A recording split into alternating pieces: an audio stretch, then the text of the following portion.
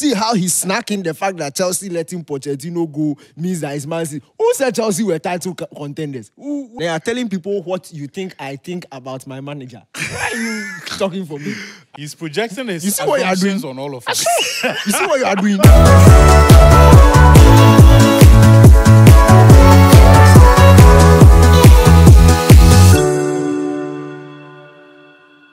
Welcome to another episode of Diaries. Today we are taking our bus to England, where the most exciting football competition returns after 2 months break. It's been a period where many clubs have been in the market trying to secure some of the best talents to show up their teams, to make them very competitive in this year's English Premier League. Manchester City, defending champions. Manchester United, the chasing pack. Chelsea, Tottenham Hotspur, Aston Villa, Newcastle United, Liverpool. All these clubs are getting ready to compete for the ultimate crown, which is currently being held by Manchester City. Well, many people actually believe that with the decision of Chelsea to part company with Mauricio Pochettino and the decision of judging club to walk away from Liverpool, it is Manchester City's title to lose once again. And here on Bastard Diaries, we'll be talking about the English Premier League. And I've been joined here by my colleagues, Victor Achutamaklo and Daniel Cranton. But I am Muftau Nabila Abdlat. This conversation can be found on myjoyonline.com, also on YouTube, on TuneIn, on Spotify, and as well as Stitcher.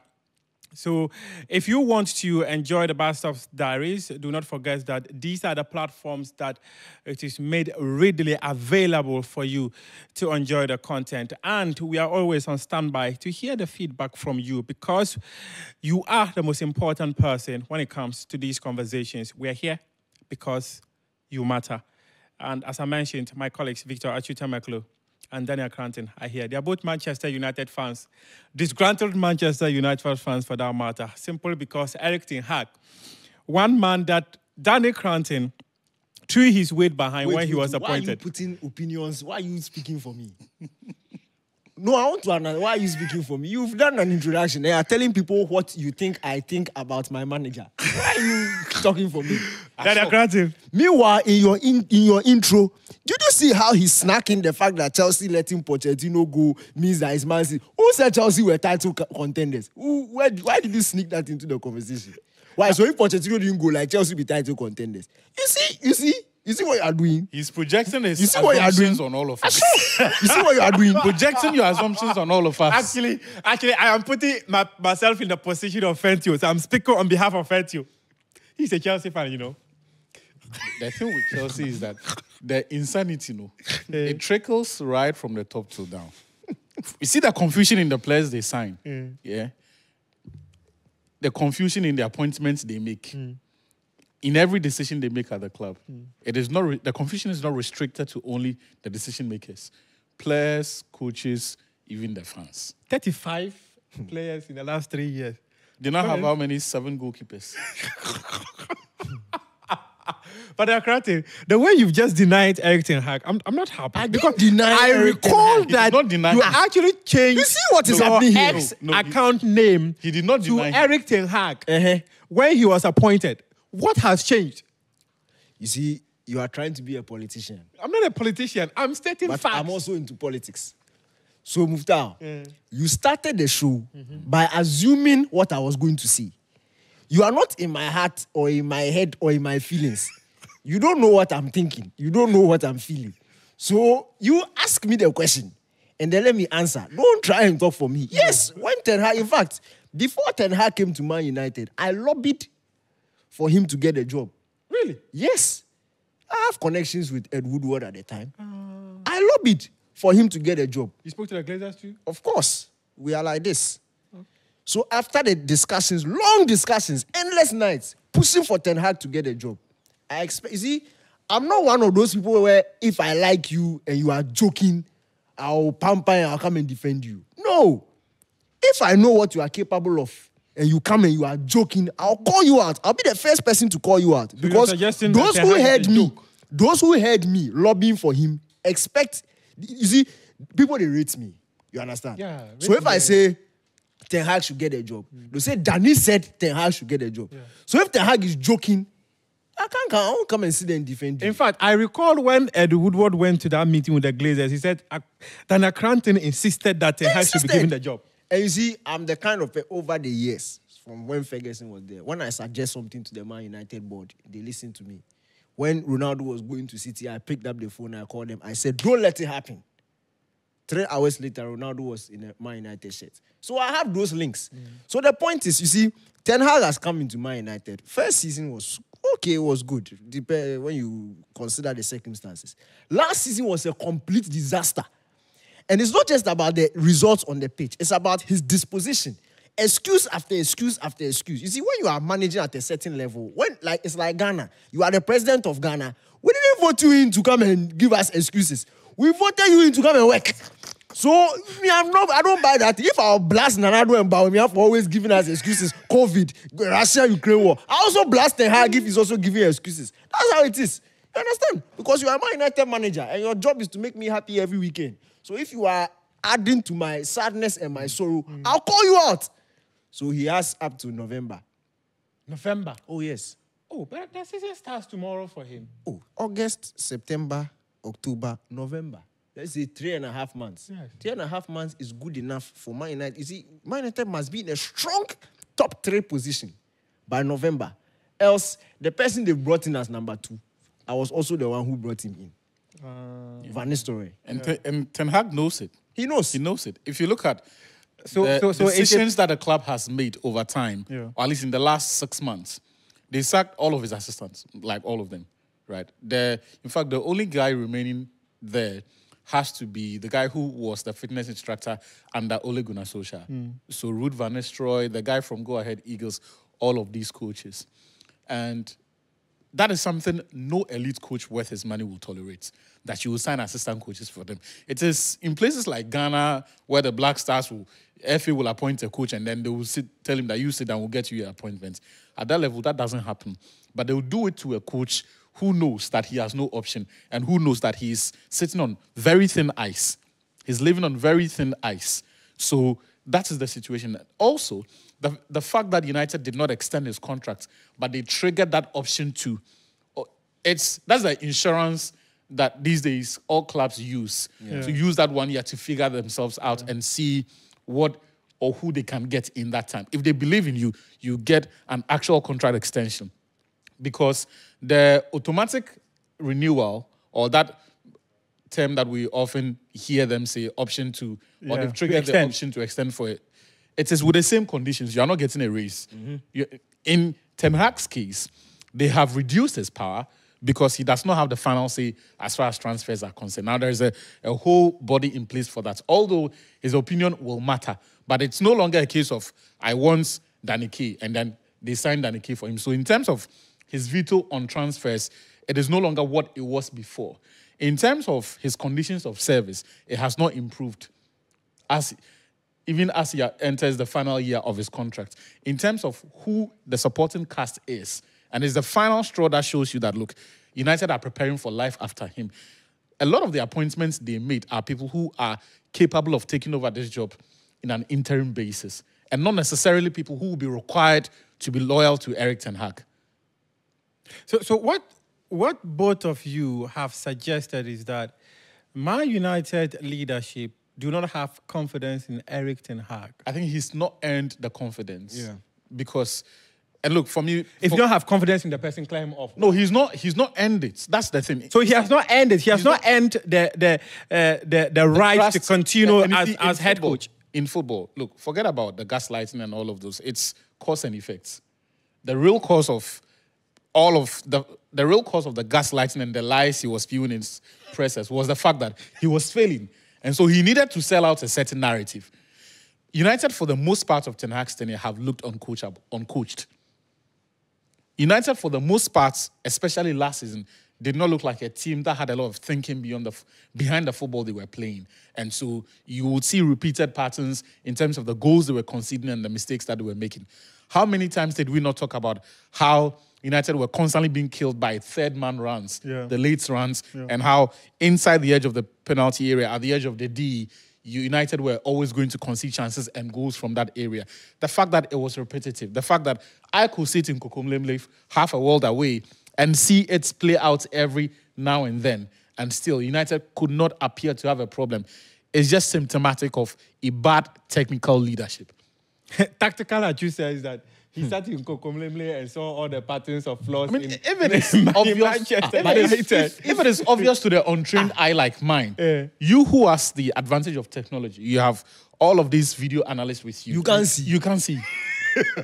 You can't see. No. So clearly, does this suggest that ushering us into the new Premier League season, Manchester United is probably one of those teams that is not well placed to compete? Is this what it suggests? No, compete for the title, I think, is a bit too early. But I'm excited going into the new season because the problems that the transfers have addressed is substantial enough. Look, it's giving United an opportunity to go into the season and have a realistic shout for top 3, top 4. So that is a good step. And then you see, I like systematic building. I don't like when it is scattered and it's all over the place. You know that it's not being done properly. Yeah. So you start with this season. And I think that's why Ten Hag wasn't given that a renewal, a contract renewal with new different or a whole new different set of parameters based on what is basically the same contract that has been triggered. Now, you've addressed the defense, which was a huge issue major for Man flaw United of the team. last season. Multiple injuries, multiple underperforming players who are just not up to the standard of Man United. About 3 defenders have come in. One has left. It looks like another one will leave. Either Lindelof or Maguire will leave. Then in the midfield also, there are talks of Ugarte signing in the next in the coming days, which I'm very eager. And then in attack also, Joshua Zexi is he's also coming, and he's a very dynamic type of player. So he can play on the left, on the right, the number 9 and number 10. Very interesting, workable. Like he's a sort of player when you have in your team, he can do a number of different jobs. So that is also a plus. But at the end of the day, you just want to give yourself enough options all around to help you moving on into the new season. And that's what Arsenal have. That's what Arsenal have this time around. That's what Manchester. I think Arsenal even have it in more abundance than Man City. Man City losing some players over the past 2 seasons and left them in a very interesting position. Obviously, because they have Pep, they are obviously going to challenge. There's always stability. There's always hope. There's always a realistic chance of you winning the massive and big silverware. But in terms of what is happening on the ground, what we can see, physical evidence, I think Arsenal have that. For example, Ben White started at right back last season. He was starting most games at right back last season. It was Saliba, Gabriel, and then Zinchenko at the start, and later on went on to Kivio. So this time around, Arsenal can play Tomiyasu, they can play Timber, who is back, they can play Calafiori, who is a fantastic centre-back, and then they can play Kivio or Zinchenko. That's an entire new backline, which is capable of battling any team. Partey can start. They don't need Partey to start. Jorginho can start in that number 6. They don't need him to start every game. There's Rice. There's Mikel Merino, who is coming in. Then there's Odegaard. Then Charlie Squad.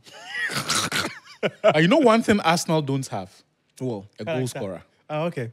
But they have goals. They do have goals. But they have goals from different aspects of the team. Yes. Yeah. But the difference between City and Arsenal last season, quite apart from the depth that City had, and so they could rotate, especially in the cup games, without it significantly affecting the results they were getting, is the extra 20 goals, the extra 15 goals that Erling Haaland gives them, that Arsenal don't necessarily have. I was hoping that they will be able to move on Eddie Nketiah and then maybe top whatever windfall that will come out of that transfer, top it up, and then go onto the market and find a centre forward.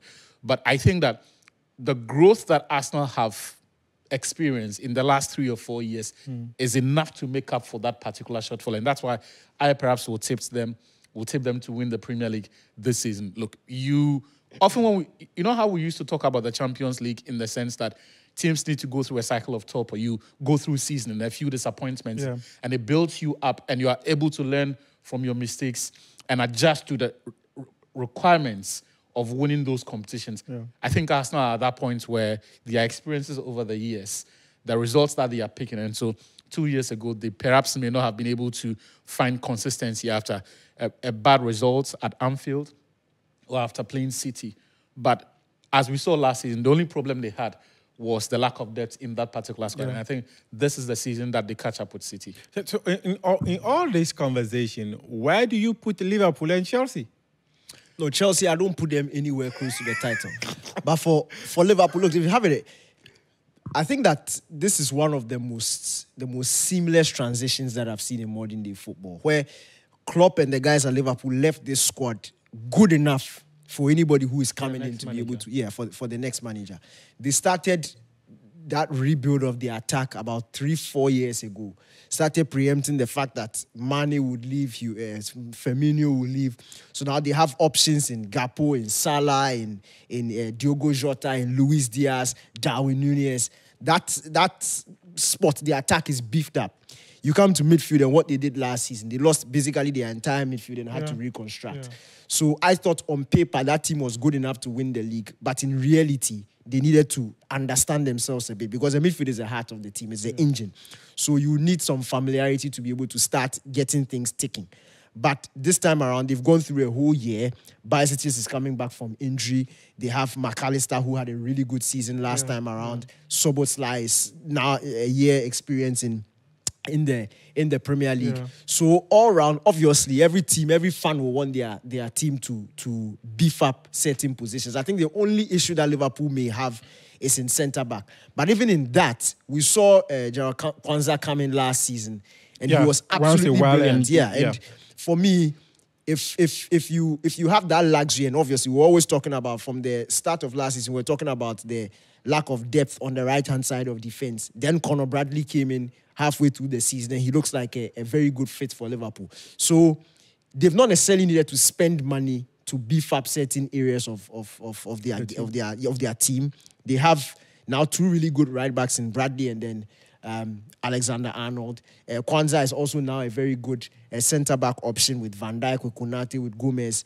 But it's about now it's about the coach. The coach is also walking into a team where I feel that the players and the philosophy around the team suits what he's used to doing. And I think that's what we saw at preseason. I'm not one who uses preseason results to judge a team. Yeah. You look at more of style and implementation and principles and the rules and the instructions that are given. And you can tell that there's not too much of a direct shift from what we saw Klopp doing at the team. As to whether Ancelotti has that ruthless winning mentality to push Man City and Arsenal all the way, we are yet to see. But I think this Liverpool team is good enough. At least I think they will be able to push up until like April. But in other competitions, I think they are primed to give a real shot. No, seriously. Every push has a limit. In the Champions League, I think Liverpool they'll be a force to reckon with in the Champions League, in the cup competitions also. But I think Man City and Arsenal just have a bit of a higher ceiling than Liverpool. I think if anything, Liverpool will finish in a comfortable third position. I'm not as positive on Liverpool's outlook for one reason. And it's the fact that Liverpool fans will not be happy. Hear me out. It's the fact that whatever good we think they can achieve is based on the assumption that Slot can recreate the scenarios that Klopp created to make that squad thrive. At the beginning of last season, we all looked at that Liverpool squad and we said, this team may not be able to go the long haul. In fact, one of the things that was pretty obvious was the lack of a holding midfielder, an elite one. And so beyond our thoughts, Liverpool in their signings or their attempted signings reflected that appreciation of what we all said, in the sense that what we said they needed is what exactly they went out to try and get, although both of them ended in disgrace, in Romeo Lavia and then Caicedo. Yeah. They went to the market with a truckload of money and then they got rejected. And in fact, someone to adjust, is this Zubi? Yes. Zubi. It is a club without aura. So players will reject. I don't say it because you're a Man U fan. No. But we are just talking about a track record of elite players who Liverpool have tried, jumped through the hoops to go and sign, And all of them have 10 Liverpool that. Look, if you take it 2 or 3 seasons back, there was Aurelien Tchouameni as well. So as for Liverpool's lack of aura, it's always been there. But I'm just saying that they recognize that the squad they had at the time was not enough to compete. Unfortunately for them, Klopp could make it work. I would want to give this time before I would trust and Slot or have similar expectations of him. Let me put it that way. I think that he is not helped by the fact that there appears to be no clarity over the biggest players in this Liverpool team. Alisson is into the final 2 years of his contract, if I'm not mistaken. Mm-hmm. Trent has got less than a year remaining on his contract. Mm-hmm. He is not prepared to commit. Van Dijk is in a similar situation. Mohamed Salah as well. What sort of scenario? And there's a real possibility that at the end of this season, Slot now has to rebuild again because 2 or 3 of those players have moved on. Or are likely to move on. Are likely. As it stands now, the reality is that they will walk out at the end of their contract because there is no agreement in place for them to extend. So that sort of uncertainty does not necessarily help. Also, it would have been better if you had handed the manager his own new set of toys to go out there and then work. This assumption that he should be able to recreate the scenarios that Klopp did is not a... I mean, if for even Jurgen Klopp, we could all say that the squad is not good enough and that they exceeded expectations by finishing in the top 3. Correct. Then you have to now be consistent in your assessments as a club and even your investments, right? In going out there and behave in a manner that suggests that you want to be progressive and do this. And here's the final point on the Liverpool thing. There's a reason why a lot of us did not give credit to a lot of the players who even did well last season and rather looked at it from the viewpoint of this is purely Klopp's fabrication, right? Diaz was not consistent. Yes, he had that period where we all got emotional about him. Perhaps the worst culprit was Darwin Nunes. How much did they pay for him? Almost a 90 million euros. About 89 million? If not more. And 85, 89. When Salah was not finding his mojo, there was none of these boys able to step up. And then Diogo Jota also had his injury problems and all of that. I would have hoped that at the very least they would have made one attacking signing and perhaps move one of those forwards on, right? Just shuffle the pack a bit. Or even in the central midfield areas. All of us are now hoping that somehow Slot will be able to work some magic on Ryan Gravenberch, who the last time Gravenberch had a decent football season was 4 years ago at Ajax. If you look at the other midfield options, we are hoping that Szoboszlai will also be consistent. So there's essentially no one in that midfield that you can trust.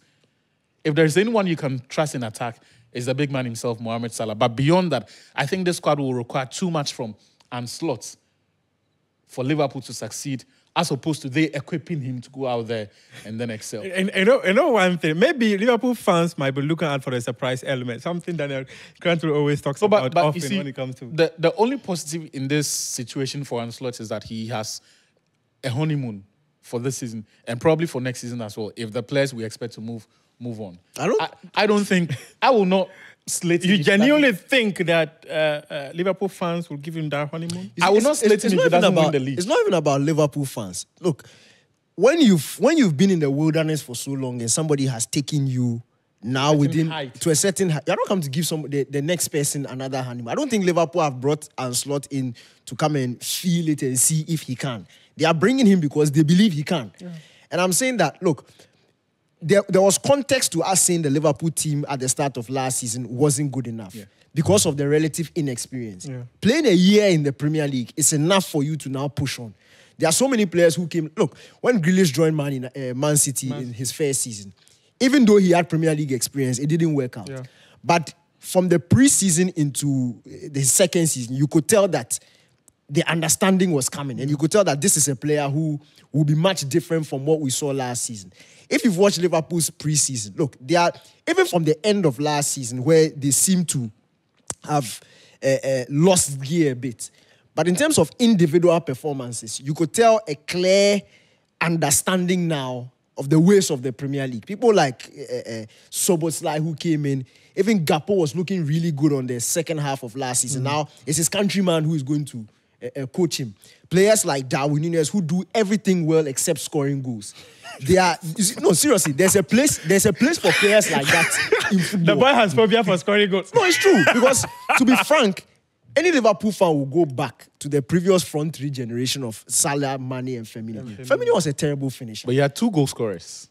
Yeah, they had 2 goal scorers. Yeah, But this time there's Salah, Gakpo. You see, the thing about Liverpool is that the guy on the left-hand side has not been too consistent in terms of appearances. But in terms of numbers, when you combine it, it is giving you what Mane was giving you. So what it is that Salah is a constant. Whoever will start on the other side, or whichever 2 people will start on the other side, should be able to give you a certain number of goals. And Liverpool are getting that number of goals. I don't think goal scoring was as compared to defending last season. I don't think goal scoring was an issue. But Liverpool missed a ton of chances to so score. If you look at the numbers, it gives you one perception. You get a bigger picture if you look at the breakdown of against who they scored those goals and at what point in the season. Okay. Darwin Núñez, for example. How do you tell me that at this level, post-February, he didn't score a goal in the league? And that is the home stretch of the season. It's here, Anthony. So, please, we are being serious here. So, those are some of the dynamics that from around that time, and this is typically when Firmino, Salah will come into their fold. Yeah. So, Mane will do the job from beginning until somewhere November, December, and then Salah will take over from then on. Or sometimes, I think in the last 2 years before Mane left, you would have Salah firing until December, and then Mane's goals will carry them to the end of the season. The problem with this setup is that you don't have those strong personalities who, in the home stretch of the season, will give you those moments. And you see, in that period, you don't need to score 10 or 15 goals. It is just that split, that important game that the team needs that goal to get over the line. Look, for me, if Slot finishes in the top 4, and he makes the quarters of the Champions League, and doesn't necessarily embarrass himself in the cup competitions, I think that will be a good season to start with. Okay. Gentlemen, I want us to do something pretty quick. Basically, I want us to look at certain things. Yeah. Your top 4 for the season, then also the teams you think will be relegated, your worst signing, your top scorer, and all that. Let me start with that. So for the top 4, I think Arsenal, champions, City, Liverpool. Okay. Yeah, Liverpool 3rd, Man United 4th. Now that they have started making the right acquisitions, for the teams that will be relegated, I know for sure Southampton. Okay. I know for sure Ipswich. And one other team. But these 2, I'm certain. Leicester are not getting relegated. People will be surprised. Which other question? Top scorer? Top scorer. Erling Haaland. So long as he's in that space, nobody's outscoring. Who do you think will be your worst silent for this season? I'm torn. It will definitely come from Chelsea. It will definitely come from Chelsea. Because of why? Because the environment there is so toxic. There is no clarity over even the kind of football they want to play. There's no clarity over the kind of coaching the players have to. And you see, in the last 2 years, they've had about 3 or 4 coaches. You will leave players technically or tactically confused because you're giving them different sets of instructions almost every 6 months. Yeah. There is no continuity there. The environment there is not ripe enough for anyone to find consistency. If we're going to have a flop of the season, it will come from Chelsea. Nana Granted. I said it last season, I'll say it again. Arsenal will win the league. Last season, I was off by just 2 points. So those who were shouting should keep quiet because 2 points, losing out on 2 points is as close. So this is just give me credit. You are suggesting that I should keep quiet? No, yeah, you should keep quiet. You should give me credit. You should give me credit for being bold enough to call that Arsenal will win the league. That's a Why tough should I call. give you credit when you've not? No, because anybody can go for the easy thing and say Man City will win. And if Man City doesn't win, nobody will come and give you pressure. But I was bold enough to call the Arsenal winner. So, so did we give you pressure? Yeah, you gave me pressure. You gave me pressure. None of you believed. But in the last days, you were all hot and you were praying that Arsenal would drop points. But the point is that I think Arsenal will win again. Okay. I think I'm going again that Arsenal will win, not Arsenal win again. They didn't win last time. So yeah, Arsenal will win the league. Man City in second. Liverpool, Man United, or it could flip. If Ten Hag is gone by November, Man United will finish third. Liverpool finish fourth. But I think I'm setting up with that top four. Top goal scorer. I think it's between Salah and Haaland. And Haaland. Yeah, straight. The teams to be relegated. Wolves, Southampton, Ipswich. Okay. West signing? West. This transfer window thing is very difficult. Like, it's very difficult to tell. Maybe after the first few weeks, you can tell who is destined to be a flop. But for now, He had. No, you see, I just said Chelsea, but even Chelsea, you know don't even who's know a the good importance attached to certain signings. Like, you don't know how they are. You know who's a good responsible. candidate? You know who's a good candidate? Neto. Pedro. He's not even going to play enough. No, but if Neto will flop, it will not be because of performance. It's because That's fit. Yeah. As for the boy, he won't even play. He always for has you to see the quality. fitness issues. That's the He problem. always has fitness issues. So okay, so let me wrap up with La Liga. It will be unfair to our European football followers. No, if we don't touch on La it won't Liga. be unfair. Do you know why it won't be unfair? You see, football has never been straightforward. It will either be Real Madrid or Barcelona. It won't be Real Madrid or Barcelona and Pool. The Barca fans, the Barca management, the Barca coach, the Barca players, they know they can't compete with Real Madrid next season. They know deep in their hearts. They'll shout and crying, but at the end of the day, they know that they are not. You see, they've not reached that level where they can compete. Barca have really good players, talents. But these talents can't see you through a 10-man season in the league, week in, week out. They can't. We saw it last season. Look, I said what Xavi did with that Barca team 2 seasons ago was a complete miracle. It won't happen again until this team has grown enough with the experience and has settled. Yeah. It's a new coach coming into a very inexperienced team, talented, inexperienced and team. also another toxic environment, just as he spoke of Chelsea. Yeah, the only thing that Barca are certain with is top 4. As for La Liga, like the teams are not competitive enough to push them. So I think Real Madrid will win quite easily. In fact, it will be easier than what they did last season. I think Atletico and Barca will battle for 2nd and 3rd. As for 4th position, I'm hoping that Iñaki Williams and Athletic Bilbao. But La Liga's 4th position, nobody cares. It's not competitive. Yes, maybe Girona might just be another surprise. Girona Champions League will take them back to 10th place. I think this is perhaps going to be the easiest league title Real Madrid have won.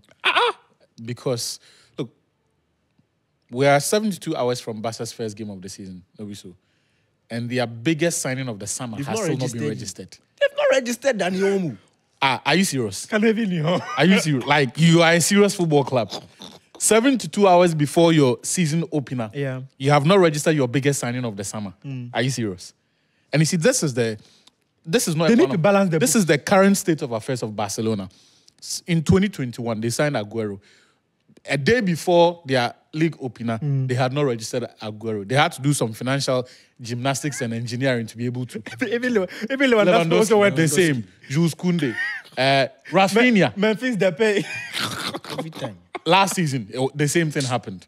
And you see, some of these signings were free transfers. Lewandowski, free transfers, but they couldn't. Yet they are the same club spending an inordinate amount of money on players they don't even need. Dani Olmo is a brilliant player, but the question I keep asking myself is, what problem does he solve for Barcelona that requires spending north of 60 million euros for? If it is about squad depth, if the argument is that you need more legs, that you need more quality, for a club going through austerity, whatever you're going to spend on that player should be minimum 30 million euros. You're not rich. You're not at the stage where you can start flexing your muscles financially. So you behave in a manner that allows you to. At the end of July, Barca were asking Inigo Martinez if he could take a pay cut so that they can create room to register some of those players. And you see, Inigo Martinez was signed only a year ago. Last year, 2 weeks before the season started, Inigo Martinez had not been registered.